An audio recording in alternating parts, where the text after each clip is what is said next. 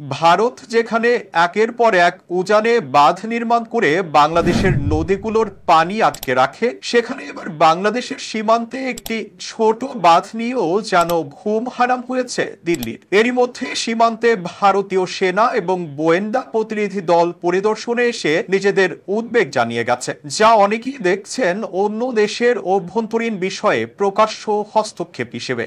বাংলাদেশের উত্তরাঞ্চলের সীমান্তবর্তী এলাকায় স্থানীয় নদীর পানি রক্ষা এবং কৃষি সেচের উদ্দেশ্যে একটি বাঁধ নির্মাণের কাজ শুরু করেছে সরকার। এটি মূলত স্থানীয় জনগণের স্বার্থেই নেয়া একটি উদ্যোগ, অথচ ভারতের পক্ষ থেকে দাবি উঠেছে এই বাঁধ নাকি তাদের নদীর প্রবাহে বিঘ্ন ঘটাতে পারে। এখন প্রশ্ন হলো যে ভারত তিস্তা, গঙ্গা, মহানন্দা, দুধকুমার সহ বহু নদীর পানি আটকে রেখে বাংলাদেশের দক্ষিণাঞ্চলকে মরুভূমিতে পরিণত করেছে। তারা এখন কিসের নৈতিকতার বলি আওড়াচ্ছে? সীমান্তে ভারতীয় প্রতিনিধি দলের আশা এবং বাংলাদেশের কর্তৃপক্ষের উপর চাপ সৃষ্টি স্পষ্টভাবেই এক ধরনের কূটনৈতিক আগ্রাসন। ভারতের হাইড্রো ডিপ্লোমেসি বরাবরই একতরফা ছিল। বাংলাদেশের স্বার্থ নিয়ে তাদের ভাবনার কোনো নজির নেই। বিশ্লেষকরা বলছেন ভারত চায় বাংলাদেশ শুধু তাদের পানি খরার শিকার হয়ে বসে থাকবে, কিন্তু নিজেদের প্রয়োজনে কোনো কিছুই করতে পারবে না। বিভিন্ন মহল বলছে এ ধরনের মানসিকতা শুধু